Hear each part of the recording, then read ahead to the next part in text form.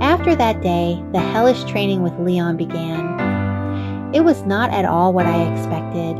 I thought it would be a simple skill transfer, but he pushed me like he was teaching me how to survive on the battlefield. I could see now why so many Edea warriors had tried to avoid training since he became Grand Master. He was cold. No, too cold. Every word, every look in his eyes pierced my heart like a sharp blade. But one thing was undeniable. The result was certain.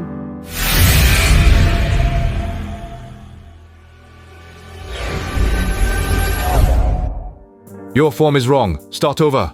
My voice rang out like thunder tearing through the earth. The air in the training center froze stiff, as if the wind had stopped for a moment. No, it's been 4 hours. You haven't even taken a break. Angelica's face was flushed red as a sunset. Her sweaty hair clung to her cheeks, and her breathing was ragged. Her eyes burned like unquenchable flames. She threw down her sword and stormed out of the training center. I didn't hesitate. I gently picked her up as she ran away and brought her back to the center of the training grounds. Get off me! Just a little longer. Let's finish this training and then we can go home together. No! I'm going home alone! How much time has passed? The sun had already dipped its head below the earth, and the sky was turning a deep scarlet color. Okay, that's it, I said, and she collapsed on the spot. It's finally over. I smiled nonchalantly and said, "Go change your clothes. I'll wait for you at the entrance." Looking at her back, I let out a short sigh. I know that I'm harsher on her than on the others, but I wanted to teach her the many skills I had, so that she would not be broken in this dizzying world. I waited for a while, but she didn't come out. I cautiously walked into the building looking for her. "Angelica, where are you?" Before the words were out of my mouth, I found her asleep, leaning against the side of the shoebox, her face tired, her breathing quietly rising and falling. I couldn't help but smile at the sight. Good job again today. I picked her up carefully. She was as light as a feather. At that moment, I heard a soft voice behind me. I see you've been training late again today. It was Lily. Standing in the moonlight, she was serene and mysterious, like a lily blooming in the dark. I'm surprised. Aren't you being too hard on her? It's my way, and even if she doesn't like me, she's growing. And when she actually gets into training, she's the best out of everyone. She couldn't hold a sword at first, and now she can at least hold her own. That's good news. Lily laughed quietly. As I was about to walk past her, I asked a question that popped into my head. But if Angelica is a neutral angel, then what are you? You've been different since the first time I saw you, and I need an explanation.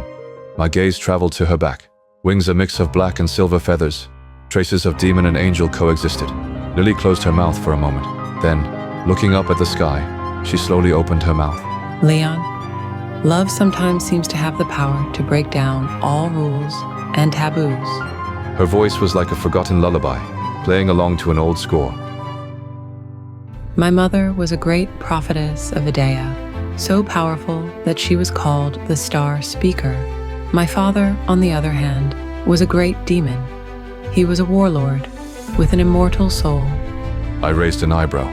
She paused for a moment, then looked me in the eye and said, But those two fell in love with each other as if they were destined to. It was an irrevocable spark, a forbidden relationship, a love that broke down the walls of two worlds. She stared still at her palm. A faint glow hovered at her fingertips. Angelic and demonic power seemed to be carefully balancing each other. But the world didn't tolerate such love.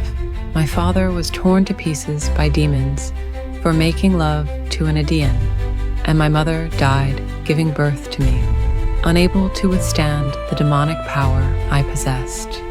Lily closed her eyes, a short silence. Then she spoke again. After that, God took me, and he became like a father to me, but I still have demon blood in me. Then you're still in danger. Your very existence is affecting the Edea. It's okay. She laughed quietly. I have my powers completely sealed by the will of the gods. Then again, she raised her head.